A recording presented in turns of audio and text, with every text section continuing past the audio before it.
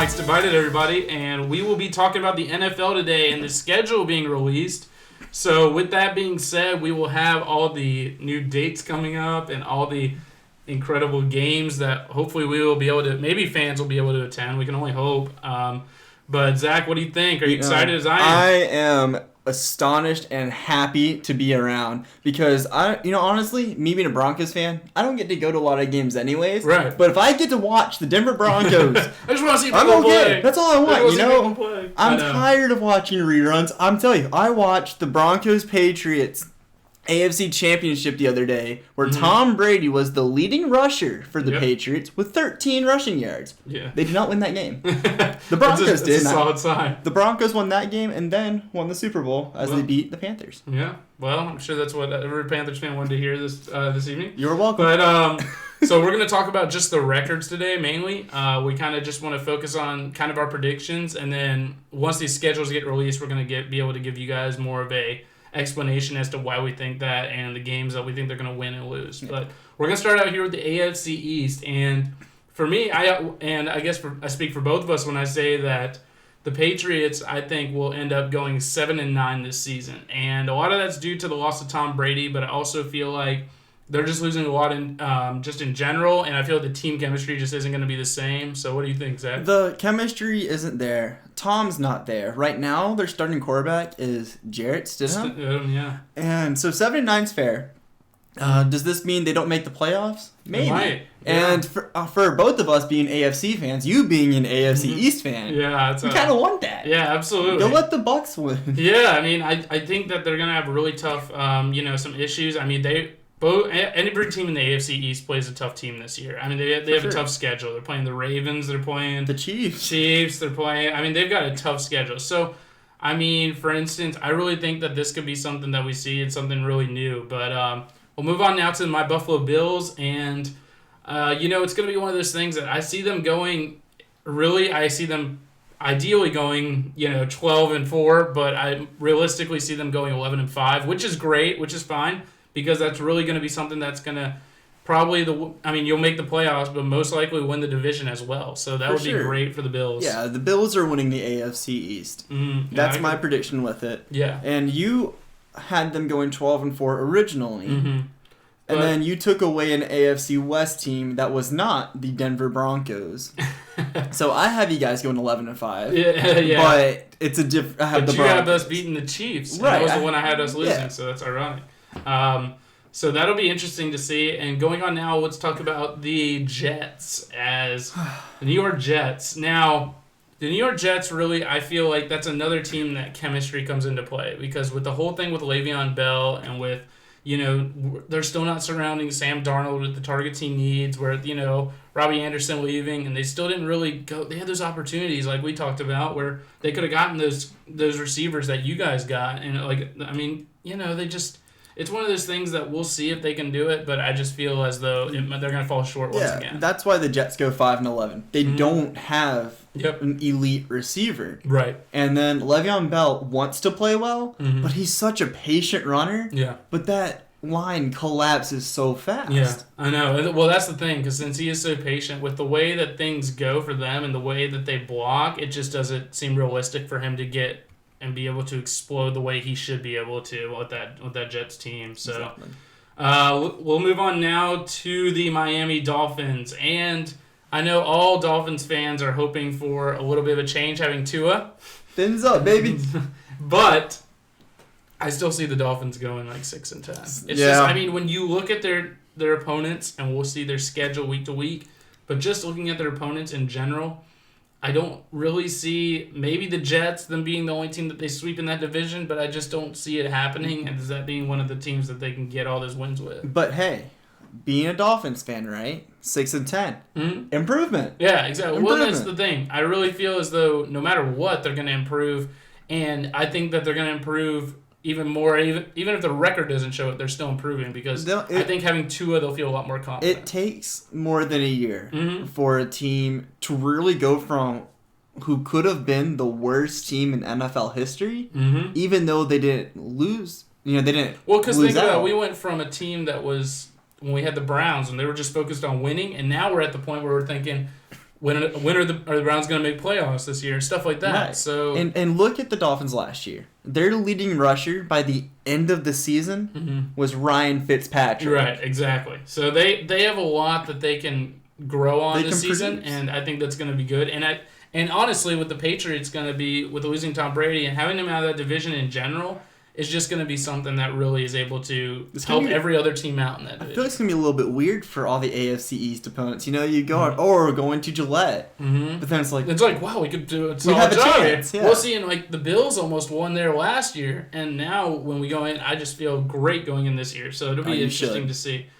All right, now let's move on to the AFC South, and we will see here, starting out with the Houston Texans. And really, the Texans, just with all the horrible things that have gone on in free agency and all the bad moves they made in the draft, I still personally see them going 8-8, which I think is very generous. It is very generous. But I do see it happening, because if you look at their opponents and the teams that they play, I could see them, being the Titans ones. I could see them taking the game away from the Steelers. I mean, maybe not the Chiefs, but you never know. I mean, we always see those shocking games happen, and that's they still have actually Deshaun Watson. That's actually my hot take. Is we'll get into it more in depth in the weeks to come. But my hot take are the Texans are going to beat the Chiefs. Yeah, I know. And I think Deshaun Watson does it. The Chiefs defense isn't spectacular. Right, I know. So Deshaun can get it done. He could. Just not with D-Hop. Right, yeah. Well, not anymore.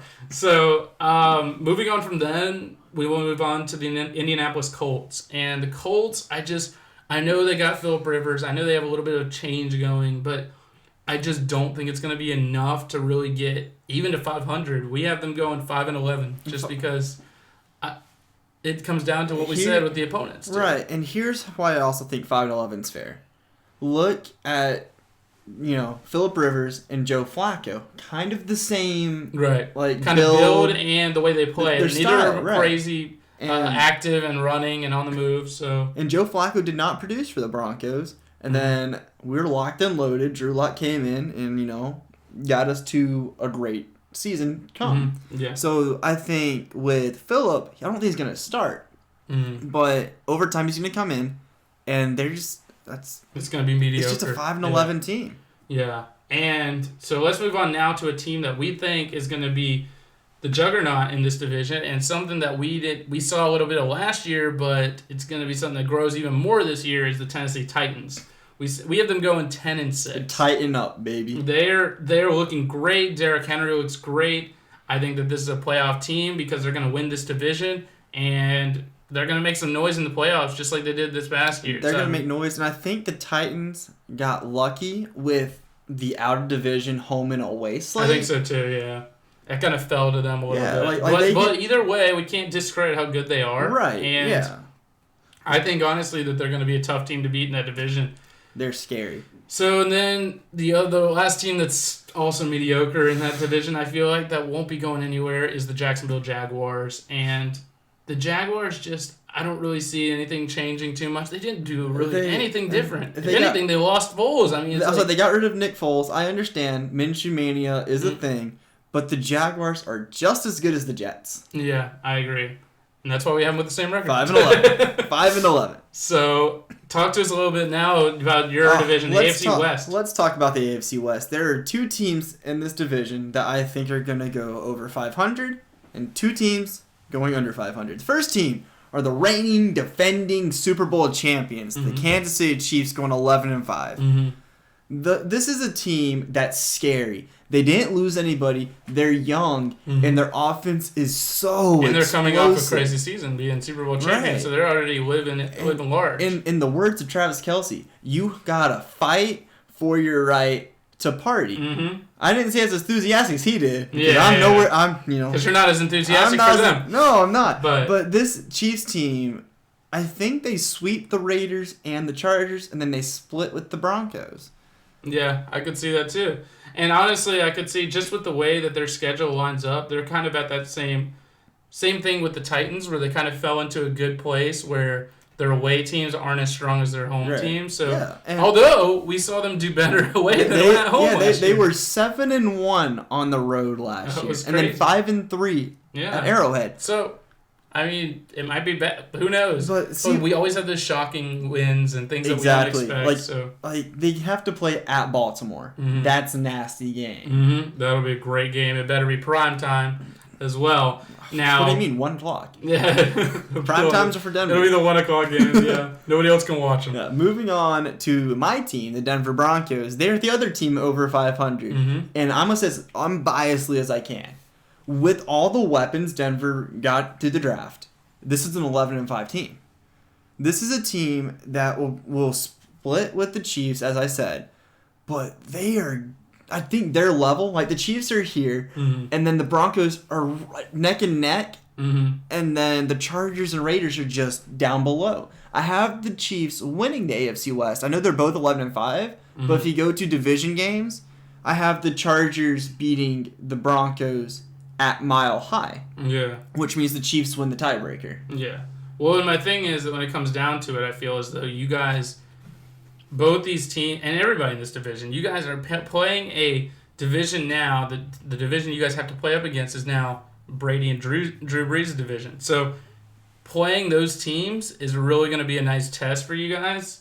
And, I mean, just playing them, I mean, they're supposedly saying it'll be the first 4 games of the season. We'll see about that. Yeah, they said the NFC South was going to be weeks 1 through 4 for the Denver Broncos. I don't think that's going to be a thing. I don't either. Because that's kind of killjoy. It ruined a lot, yeah, absolutely. But, either way, you guys are going to be tested a lot this season, so it'll be nice. But somewhere, a team that we had with the exact opposite record is the Chargers. I mean, the way that we... I think it's going to be kind of one of those things that we talked about with the Dolphins, though. Right. They're going to need Herbert's going to produce. Oh, he will. He'll produce, and he's going to be a great quarterback over time. But right now, they're going to have to let him settle. They lost Melvin Gordon. They did. Yeah, to you guys. But now they still got Eckler. They still got Henry. It's just Keenan Allen. They have a great offense. It's just a matter of getting everything to click and putting a rookie quarterback right after the draft, because that was the difference between them and the Bills. The Bills, you had Josh Allen, but we also we watched him and let him soak it all in for a year, just like y'all did with the Lock. Mm-hmm. So y'all let him soak it all in and being able to do all that, and that's what's kind of the difference maker, and getting them weren't under somebody. And what's kind of crazy is right now the Chargers have Tyrod as the starter. Yeah. But I think that's because they don't know how. Herbert's. But they could be throwing Herbert into the fire. They can throw him in. Yeah. Once we know week 1, that's when we'll know who starts for the Chargers. I think so too. So let's move on now to the Raiders. The Raiders, I have them going 6-10. Kind of middle of the pack. That 6-10, 7-9, 8-8. Right, average year. But at the same time, we're sitting here thinking. I mean, if you look at them and you still got Gruden, you still got. It's the question is going to be coming down to. We've talked about this in our podcast before. Is do they trust Carr enough, or are they going to kind of experiment a little with Mariota? I think before the season ends, Mariota comes in. I think so too. I could see it happening. So, I mean, I just see them hitting a pitfall, and then he's going to have to step in. So, let's move on to the AFC North. This is a... I mean, the Ravens seem like they're going to run this show in here. The Ravens are the stellar team by far. It's Lamar time. 13-3 Baltimore Ravens. The second best are the Browns. Yeah, I know. Which, I mean, right? It is the Browns, but I mean, the fact is, when it comes down to it, the Ravens are just one of those teams that they didn't lose anything either. That was the way that they played and the way that they were able to just going into other people's houses and giving them hell. It was crazy. The only question I have with the Ravens is Lamar Jackson going to produce as well as he did last year? He reminds me of Cam Newton. Absolutely not. He's on the Madden cover. You're right. No, Patrick Mahomes, Brutus wrong. No, but but it's that thing where he reminds me of Cam Newton when he was young, but then Newton started getting hit. Right, exactly. Lamar hasn't experienced that. It's because he's bold and he knows he has the mobility and the lateral quickness to get around people like that. So that's something. And then he could shuffle pass a lot better. It takes one hard hit though, man. It's gonna make him a little more skeptical about where they run. Speaking of hard hits, this has nothing to do with the Ravens, but this is with Alex Smith. He is coming back a lot stronger, and I'm just happy for him. I know it's completely off topic, and I know he's with the Redskins. Yeah. But I'm just happy to see somebody that took that nasty hit, that went through so much, is coming back. Yeah, we'll see if they even can.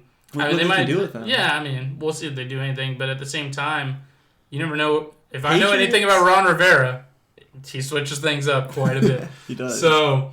Let's move on now to the Steelers. I know the Pittsburgh Steelers Nation is not going to be happy with this, but we have the Steelers going 7-9. I'd love to hear what you guys have to say about it because I know we're probably going to get bashed for it. But you're an average team. Yeah. Hey, go get Antonio Brown. Wait. You got to think about this. You're playing the Ravens twice a year. You're playing the Browns, who've gotten significantly better. Now you've got the Bengals, who've gotten significantly better. That they could split with you guys, so you never know. So all these things that are happening in your division where your division's getting better, I just don't see with Ben Roethlisberger being things need to change in order for you guys to be a better team. If the schedule, if the Steelers had the Browns schedule and the Browns had the Steelers schedule, I think the Steelers could go 10-6. Oh, yeah, exactly. But that's why they're 7-9. It's the way the cards were dealt. So now moving on to the Bengals. Judging by This upcoming year is going to be better than last year. We'll say that, but we still have them going 4-12. 4-12. I understand. I feel bad for Burrow. I do. But at the same time, he's going to know.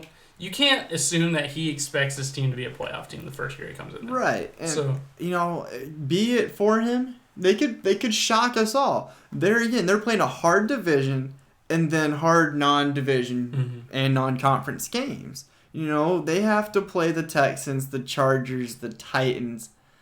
So those teams, they can ball or they could flop on a certain day. Yeah. So 4-12, and of course we said the Browns were going 10-6.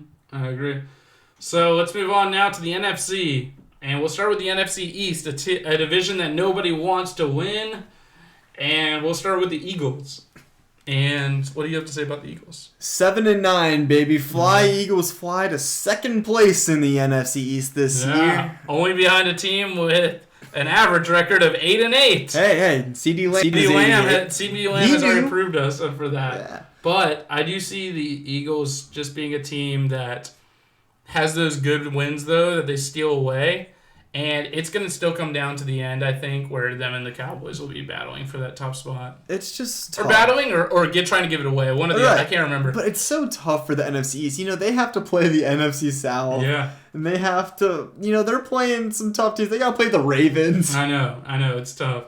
But we'll see what they do. I hope the best for everybody in this division. But here we'll go now to the Cowboys that we were just talking about. Average. It is. What's the epitome of average with 8-8? but that's what Roger Goodell wants. He wants every team to go 8-8. Yeah. It's never going to happen. Yeah. But the Cowboys are on pace. They're used to it. Yeah. You could always see them stealing a couple good wins, like when they play at the Seahawks or at the Vikings. But at the same time, you're still playing the Ravens, and you still got to play the Eagles twice, and we know that you and the Eagles always split. They're going to split. So in the end, it's gonna be one of those things that we're gonna have to just wait and see. But I see that at the end, it's gonna come down to the last couple weeks, like it did last year. For sure. Hey, but when someone's a fan of the NFC East, I would love to be a fan of the Eagles, Cowboys, Giants, or Redskins. Because it's up in the air. Because you're going in week 15, 16, 17 as we have a chance. Yeah, somebody could lose out and we could win out. So unless you're the Giants this year when we have them going 4-12. Yeah. So, yeah, we do. But they're just a team that I don't know what they're doing. Yeah, you have Daniel Jones. Mm-hmm. You have Saquon Barkley. Mm-hmm. But you don't have him any targets either. No. And your line is not great, so you're having to. You just picked up Xavier McKinney, which is pretty big, but other than that, the best way I can see it, they missed out on Isaiah Simmons. Yes. And this is a team that reminds me of the Carolina Panthers last year that went 5-11. Mm-hmm. So 4-12 is just one. Right, they might come on to go on those runs a couple games, and then they'll just I could see that happening. And then with the team with the exact same record we thought would be the Redskins, 4-12. They might come out and shock us though. But they have a whole new thing going on now. They might as well change their logo. They pretty much started from scratch. Right. They have a tough away schedule, but yes, very. But at the same time, they're still going to be a team that could win, steal a couple of those division games that are big, and if it hits at the right time, then so be it, you know? So let's move on now to the NFC South. And we went with the Saints just being the juggernaut overall, and I think people all expect that unless you're a diehard Tom Brady fan. He's going to run this thing.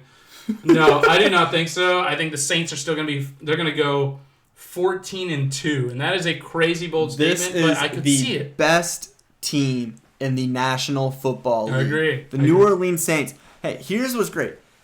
Their only kryptonite are the Minnesota Vikings. Yeah, I know, but these miracles. But they're playing at home this year, so they have a chance. Get that revenge. But they have another tough schedule. But at the same time, they're going to be playing the Panthers twice. They're going to be playing the Falcons twice. And if things don't change over either one of those places, those won't be too tough.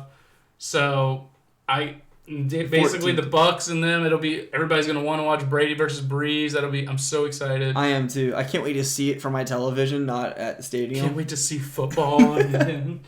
But I could see them just basically destroying this. I expect them to be probably 2 games ahead of everybody every single start. For sure. Just keep going through. And here's what's crazy: the Saints last year lost their first 3 games, and then just dominated. Absolutely ham. I could see it, man. This next team, yeah, they're not good. They need to work on some things, and that is the Atlanta Falcons. We have them going 4-12, and before all you Atlanta fans go nuts, take a look at your schedule, and you can tell us. I'd love to know the games that you think you're going to win that we pick. And I'll go ahead and spoil. I have you guys beating the Bears. Congratulations. Mm-hmm. But I think the Chargers game's a toss-up. But at the same time, you guys still have to play. You're playing the Saints twice, and you're playing the Bucs twice. You got to play at Green Bay, at Dallas. That's never a tough, easy place to play at. So. There's just so many options. It's bad slate. It's sports, though. Bad slate for the Falcons. But, maybe you guys would have a better record and a better schedule if you had won the Super Bowl. Yeah, I know. We won't bring that up. No. But the Panthers, moving on now, and I feel really bad for the Panthers because they lost pretty much everyone. It's, again, before you hate on us for having them going 5-11, look at their schedule. Mm-hmm. Their schedule is nasty. You play the 49ers, you're playing the Cowboys too, and it's going to be I'm sorry, I don't think they play the Cowboys. They play I was thinking the Broncos. I was thinking of the Raiders. But they're playing the Raiders, who now with a whole new team are going to be coming in. We didn't predict the Raiders to do very well, but I still think they could win that game. So, but I'll tell you, if this Broncos-Panthers game, if I'm allowed to be at that game, you will have your opportunity to beat me up. Because I will be there, and you will recognize me. You'll be wearing a Drew Lock jersey. Signed Drew Lock jersey. Sitting in section 102, seat 3. That's right. Asking for a popcorn. Yeah, no. I do think that they'll have a tough season, but let's move on now to the Bucs. Now, the Bucs are going to get significantly better this year. Well, because their quarterback's not going to throw it to the other team more times than he's throwing touchdowns? Right. But they're not going to be better than the Saints. And that's going to be the difference maker. I think this is where Drew Brees can prove his worth over Tom Brady. And then it's going to be... We have them sitting at 10-6. And that's obviously a playoff team. But I also don't see them doing too much when they get into the playoffs either. Because of that division and everything, it's just... Right. And I'll tell you why. One of the reasons I have the Bucs at a worse record than the Saints. It's the running back. Yeah, absolutely. The Saints, they're versatile. They're elite, head to toe, all positions. Yeah, absolutely. The running back game for the Bucs is a skew. And they have great receivers, but I also feel as though they don't have a Michael Thomas. And that's kind of something crazy. Like Mike Evans could turn into a Michael Thomas with Tom Brady. Or Godwin. He could. Yeah. But we'll see. So let's move on now to the NFC West. Talk to us a little bit about them. It's probably the hardest division all around, absolutely. In the NFL. When you have the Seahawks, the Rams, the Cardinals, and the 49ers, all with legitimate teams. As of now. Now that the Cardinals went ham on the offseason. The Cardinals went ham, and the Rams gave away Gurley. Yep. And Cooks. And that's kind of why we right now, though, have the Seahawks at 12-4 and having an incredibly good record. 12-4, but not winning the West. Yeah, we still have the 49ers at 14-2. That shows how good this division is. That's nuts. And that's kind of what the Bills got put in with last year. We had such a good record, and we're sitting here and we're like, we still can't freaking win this division. You almost made out the wild card.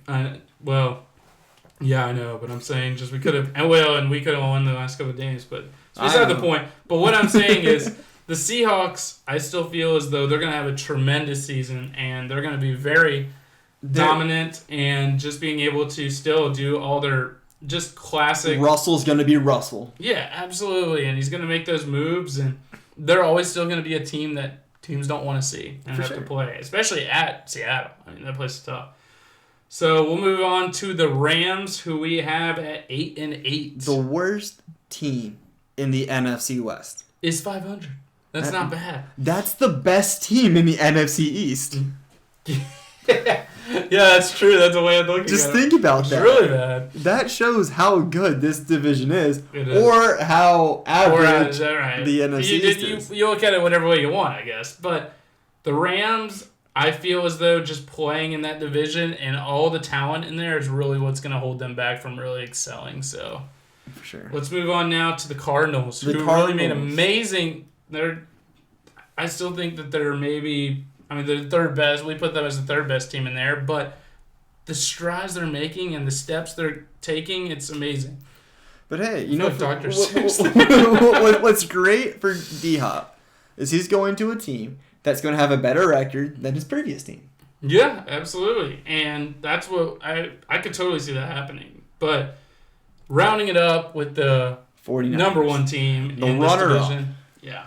The 49ers, and I don't see much changing. They didn't lose a lot. They might next year, but they're not losing a lot this year. And their defense is still going to be ferocious. They still got Garoppolo as long as he stays healthy, and they're going to be Kittle. They're going to be What's crazy is I said the Saints are the best team in the National Football League at 14-2.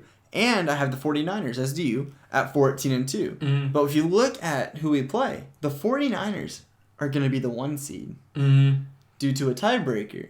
That's a little spoiler for you guys. Yeah. The 49ers play the Saints. Yeah. Interesting. So we'll break into that more next week, but we'll go on now to talk about our last division here, the NFC North. And we will start with the Packers. Green Bay. Pack, go. Go, Pat, go. You're the best team in the NFC North. Go to 11-5. You're going to 11-5, but you're going to the playoffs. That's exactly right. You'll be in the playoffs, and Aaron Rodgers will get that crack at another Super Bowl. So what's crazy is 11-5 without picking up a receiver. You have Devontae Adams, who's number 2. Yeah, exactly. Everybody was sitting around. That shows how good Aaron Rodgers really is. He's going to make someone He makes elite. something out of nothing. He's like Tom Brady. Tom Brady made Julian Edelman and Danny Amendola elite. Yep. So someone is going to come. I do think that, unfortunately, the Vikings will miss the playoffs, but they're going to go 10-6, and that's tough. Now, depending on I guess it depends on the tiebreakers and stuff like that. It's going to be the Vikings. No matter who goes 10-6 and is not in the playoffs, that's so. It's the Vikings or the Bucs, really. I know it's discouraging, which I don't care if it's the Bucs. That's fine. Honestly, I'd rather the Vikings make the playoffs. I feel than the Bucs because it's been a while since it's been a Brady-less postseason, and I'd be more than happy with it. So we'll move on now to a team that needs a lot of work. Is the Bears. Oh my goodness! But the Bears will kind of just where they were last year, I feel like. They didn't really... It'll be interesting to see what they do with Nick Foles or Trubisky, but either way, I think I could tell Khalil Mack. It's got to be getting under Khalil Mack's skin with how hard he works and the defense. I'm the happiest person he's on the Bears. I'm sure you are. Yeah. Like, he's doing his job. Yeah. Well, yeah. No, that's clear. Their defense is doing all right. They're just something's got to change, and being in that division, it's not going to help. Having to battle the Vikings. It's a tough division. Yeah. Something's got to give, and the Bears. I say they have a hard slate. Every team. This is the National Football League. These are all professional teams. Of course, every team has a hard slate. Right. It's just the luck of the draw with who you have. Mm-hmm. And, I mean, that's basically where we get into here with the Lions. They're kind of at the same point there. But they're 6. We put them at 6 and 10. So one more win, but I also felt as though they have a little more promise and that they could. It's just unique at what they do in the Dome. I feel like in Ford Field, it's a little crazy. But with the teams it's kind of how they're playing, where the teams that they're playing away are just not as strong as it's crazy. So we'll see what happens. I mean, we're going to talk a lot more about next week, basically, about all the teams and their actual records. Hopefully, we're looking forward to getting the NFL schedule here and being able to hopefully enjoy football once again and be back on here. So thank you guys for listening. Have a great night.